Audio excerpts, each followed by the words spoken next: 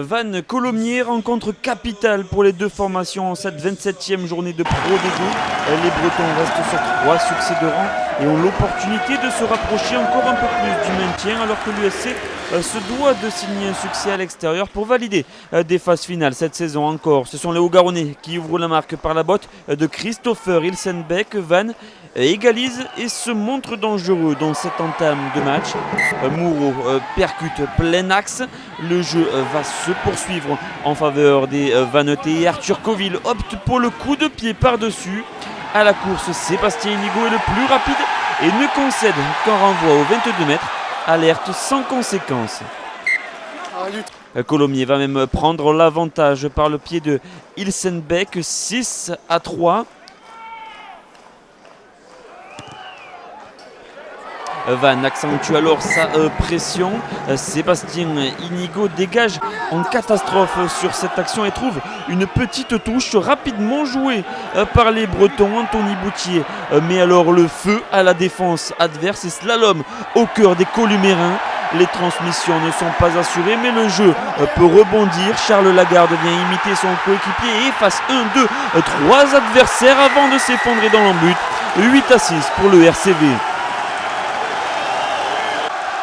Gros travail de Anthony Boutier au départ de l'action. L'arrière a profité de cette touche rapidement jouée pour affoler les Columérins. L'audace de Vannes est enfin récompensée sur cette action. À noter la finition remarquable de Charles Lagarde dans les 22 mètres Columérins. L'ailier est à l'image de son équipe sur cet essai. Colomiers à la tête qui tourne et craque pour la première fois de ce match.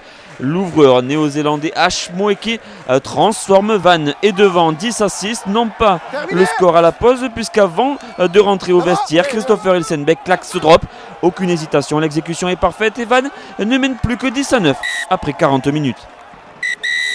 Colomiers appuie peu avant l'heure de jeu. Nico échoue à quelques mètres. Les Columérins sont au relais et s'écroulent dans l'embut, mais un joueur vannetais se couche entre le ballon et la pelouse et c'est clairement refusé par Monsieur Ramos qui revient à l'avantage. L'occasion pour Ilsenbeck de refaire passer sa formation en tête. 12-10 pour Colomiers après ce nouveau coup de pied de l'ouvreur allemand.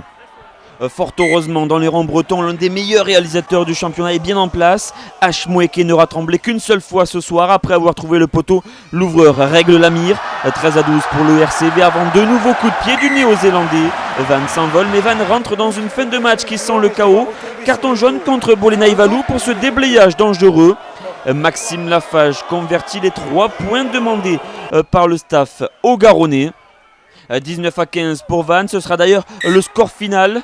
Colomiers n'est pas parvenu à inscrire un essai et à 60 mètres à remonter sur la sirène et sur cette dernière action.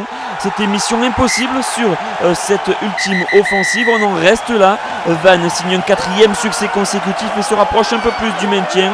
La joie des Vannetais au coup de sifflet final. Le plus dur semble être fait pour les Bretons du côté de Colomiers qui se contentent d'un point de bonus défensif. Les prochaines réceptions seront capitales en vue de nouvelles phases finales.